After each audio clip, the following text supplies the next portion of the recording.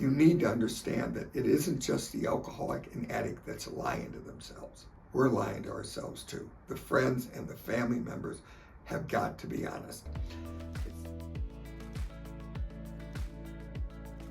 Hi, my name's Ken Seal and let's talk addiction. All right, now the last few videos, we've been discussing the different denial patterns, and today we're going to talk about number 12.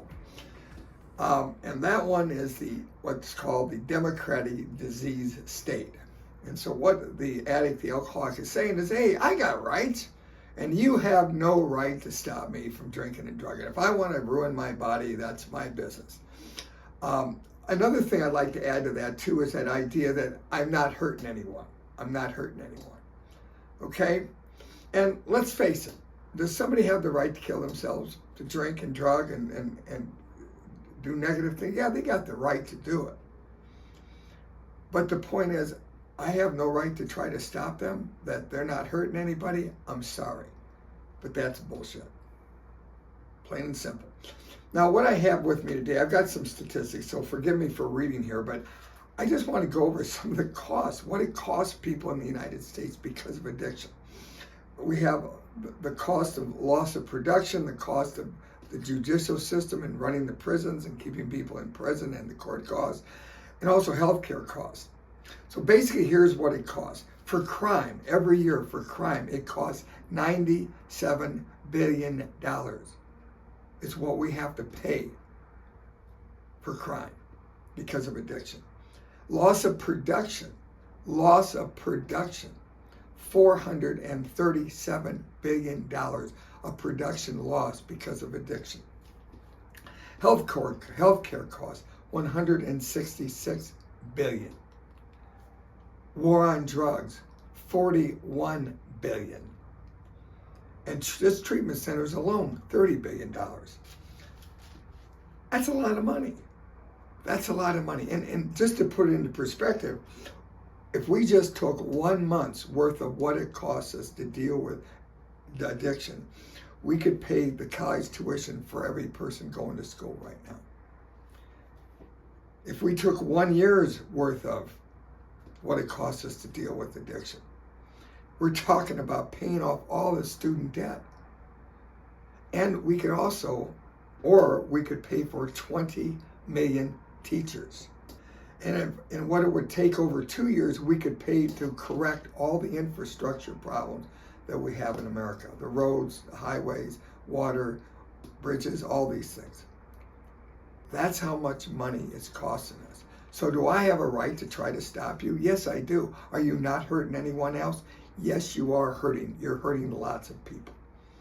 Okay, but yeah, do you have a right to kill yourself? Sure you do. Do you have a right to drink and drugs? Sure you do. But don't tell me that I don't have a right to try to stop you and that it's not hurting me, because it is hurting me. And it's hurting everybody else in society. And if you want to get even more personal, let's look at it this way.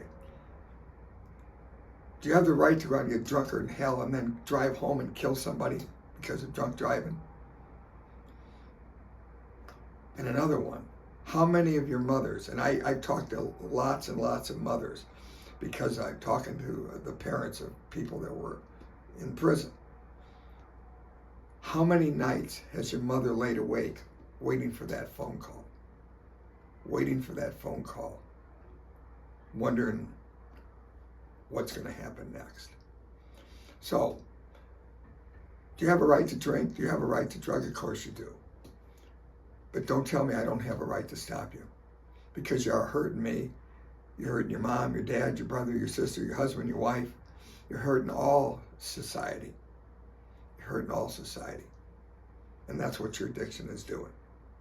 So, those are the 12 denial patterns. Okay? The 12 denial patterns. It's very important that you go over these videos a couple of times and make sure you understand these denial patterns. And pick out the ones that really get you. I mean, there's 2 of them here that bite me in the butt all the time. Even today. One is avoidance. I like to avoid not having to think about bad stuff. And the other one is blaming. I was the king of blaming people. Remember, my mommy didn't keep me on the tit long enough, and my dad, he never hugged me, and the school said I was stupid, and I never amounted to anything, and the church says I was a bad person, I was going to burn in hell. And I would blame everybody for my problems. But the bottom line is, if I'm not responsible for my problems, then I can never fix them. Okay? Now, for the friends and family, you have to understand, you can't fix your son, your daughter, your husband, your wife, your boyfriend, your girlfriend. You can't fix it. We're going to discuss as we go on ways that you can help deal with the problem. But at some point, that person is going to have to figure it out themselves. And you're going to also need, it's so important that you understand these denial patterns, because unfortunately what we do as parents, as friends, as family members of the addicted is that we try to avoid conversing about it. We try to minimize it. We try to rationalize it. We try to blame other reasons, other people for why they're having a problem. Okay? That we think that they're cured, or that, oh, well, he's scared, he won't ever do that again. You need to understand that these denials, these lies that we tell ourselves are going to keep us from having any kind of sanity. You need to understand that it isn't just the alcoholic and addict that's lying to themselves. We're lying to ourselves too. The friends and the family members have got to be honest. It says in the big book on page 58, this is the part that talks about how it works, that basically some people are unable to get sober because they have the inability to have rigorous honesty. Rigorous honesty.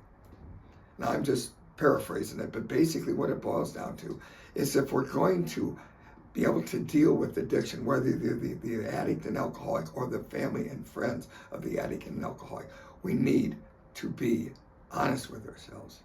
Without honesty, without being rigorously honest with ourselves, nothing is ever going to change. Okay? So, I've spent a lot of time talking about denial patterns because it is extremely important. All right? So, again, go over it, review it some more, and we'll catch you next time. Cheers. Hi, my name's Ken Seal, and this is Let's Talk Addiction. Now, if you like what you've seen and you think it can be helpful, and I believe it can be, I've been helping hundreds of people for years, hit the like button and subscribe, and we'll keep these coming. Thank you.